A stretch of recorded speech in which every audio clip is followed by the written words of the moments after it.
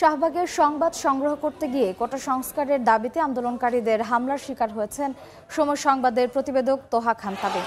বিকেলে কোটা আন্দোলনকারীদের বাংলা ব্লকেডের খবর সংগ্রহ গেলে এই ঘটনা ঘটে। প্রথমে ছবি নিতে বাধা দেয় শিক্ষার্থীরা, এরপর সাংবাদিকের উপর চড়াও হয়ে হামলা চালায়। এ সময় তার হেলমেট ছিনিয়ে নেয় আন্দোলনকারীরা। এ সময় ক্যামেরা পার্সন সুমন সরকারের উপরও হামলা চালানো হয়।